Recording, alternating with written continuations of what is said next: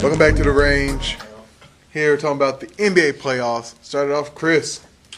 Before we get directly into a certain series or not, I want to read a statement that JB said first and foremost when we was picking the series for the first round. JB said if me and Cleveland, we picked the Spurs. That's right. JB said we are out our damn minds for picking the Spurs, who are currently up 3-1 in the series. Correct. That you were wrong, son. And then I won't be wrong until the series is Cleveland over. picked LA to win it, but then once they became to play Oklahoma City, he changed it and said that Oklahoma City will beat LA in the first round. I did. And JB said we were also out our damn minds for picking Oklahoma City to beat LA. Now, with that being said, we are here with our NBA talk. First and foremost, congratulations to you, LeBron James, for your triple-double. Yes, sir. And D-Wade for winning your first game. Now, we're going to jump right back on to JB. Your Bulls are in trouble. Oh, bullshit. No, fucking trouble. Yes, they are. They got their ass whooped at home. Getting bull whipped. Go ahead, JB. Yeah, as Gallon so eloquently put it, my Bulls did get their ass beat. Hey, LeBron pretty much showed why he is the MVP again. Another like 37, 12, and 11. I mean, he shot a half-court shot. I'm trying to figure out how he made a 45-foot jumper make it look so easy.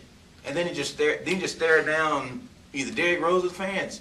Either way it goes, he's a bad man. He just posed that too. Either way it goes, he's a bad man. Chicago, you are bullshitting. If any Del Negro, you are bullshitting your damn self. I think he's out after this year anyways. Who cares? And then who else? You don't fight the VP and get away with it. You don't push him down. Yeah. Now, other than the Bulls, I mean, I'm excited that it won't be a sweep. And we still have at least one more game to play. That you will get your ass whacked in. You never know. Oh. Now, as far as San Antonio and Dallas, yeah, I did say they were outside their damn mind because I felt that Dallas was a more talented team, and yet they had found a way to squander 3 straight games. Actually, no, two straight all Dallas sports. No, squandered 2 straight games because the second game they got their ass beat. There was not any question. Now, had the series been tied up at 2, then they probably wouldn't have had JB said had this been tied 2-2, he probably wouldn't have said this at all. But whatever, the series is still not. But over. the what ifs are out to air. Yeah.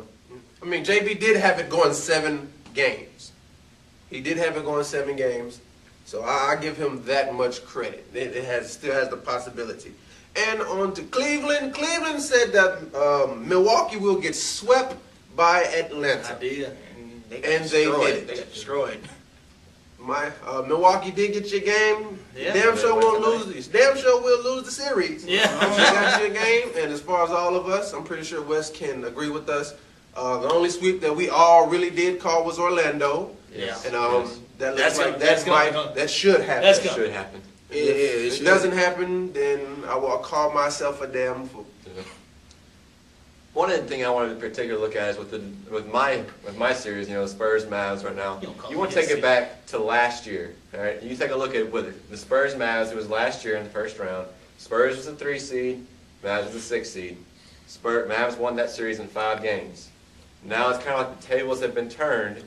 Now, Sweet. no, it was not a sweep. It was not a sweep. It was in 5. It was in 5, and now it's thinking that the tables have turned with now San Antonio being up 3-1 and possibly winning again. They've just pretty much crushed the heart and soul of Dallas Mavericks. That last game that they played, they were up 15 points going into the third quarter. Beat them up Beat on the by 10 scoreboard points and going on into the the fourth floor. quarter, and then they just fell apart in that last few minutes of the game. Shout out to Eduardo Nahara for knocking Money Ginobili on his ass. I enjoyed that though. So it's just that's true. That was fun to watch. And shout out to George Hill, who somebody on this panel said he wasn't going to do anything. We all know who that is. Now, for the CU. Did I say that? Yeah, you did. I You did said he say sucked. I did say He that. said he sucked. I will I did say that. I will give him credit. But it's only 1 game, so technically No, we ain't seen nothing yet. he's had a dang good series. I'll give him now. He hasn't put up numbers like he did in Game 4. But damn it,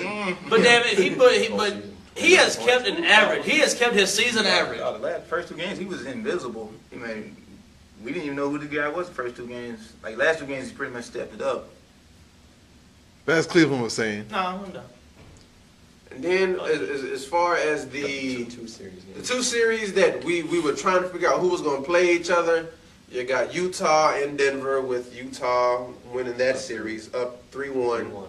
And then you have Portland and Phoenix tied 2-2. I'm pretty sure consensus would think that Utah will finish this series up probably in 6. I would think 6. I would give Denver at least one more game. It is in home, right? It is in Yeah, home. the 5th game is in Denver. And then, all right, Portland and Phoenix. Oh, man. It's 2-2, who's going to win it? You see, I don't know. See, the problem is, Brandon Roy is back. And, he played a damn good game for his limited amount of minutes. He played a dang good game. And they have fared well without him. But the thing is, can he keep that up, into the next game? Who knows? Because really and truly, if he can keep it up in game 5, then there's no reason for us to believe that this injury is going to hold him back. But if he doesn't keep those same numbers and Phoenix goes out there and kind of blows him out the water, then we're saying that he shouldn't have came back at all.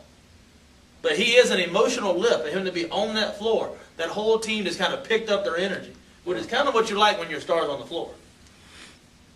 That's what I thought when it was happening, because I thought as soon as Brandon White hit the floor, it's like Blazers are going to win this one. Portland's got this one in the bag, And it's pretty much, for me, it's a toss-up, because as we've seen now in this later part of the series, Portland's now stepping up their game. Phoenix is kind of coming down a little bit after being up 2-0. Or 2-1. Yeah, Portland won the first game. Portland won first game? Okay, yeah. That's right. I don't catch up on that series. But anyways, it's pretty much a toss-up. I want to go out on a limb and say that Portland will actually win in 7. So I'm giving it to Phoenix in 7, now that they got a home court back. Really, I think, 7. I give it 7. I'll give it in 6. I think Phoenix will take it in 6. I think Alvin Gentry, who's a damn good coach, goes ahead and tells his fellow, look, we got to take care of business. Yeah, I'll go with Phoenix in 7. But I was impressed at how LaMarcus Aldridge did step his game up. Him and Marcus Camby, especially back to Aldridge, especially since he stood up to Amari Stoudemire for elbowing him, and he actually got in his face and saying how much he didn't like it. So pretty much, you're not backing down. But it would be good to see. Portland, their year could be next year. So I'm going to go with Phoenix this year. okay, so here's a question for you. Going back to we're staying in the Western Conference. A random blog on Yahoo talking about the NBA said that within 3 years' time, Kevin Durant will be the best player in the NBA. Do you agree or disagree? No, I do not agree with that. I don't agree with it on the certain fact that there are other players that are better than Kevin Durant. But he is a good player, great player.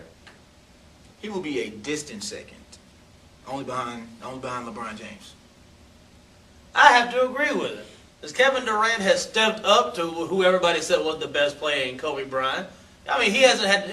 He doesn't get to play LeBron James on a consistent basis like he does against Kobe Bryant. But he has showed up Kobe Bryant in 2 straight games. Very impressive. I tell you what, in 3 years he will win an MVP in the next 2 years. All right. What about NBA championship?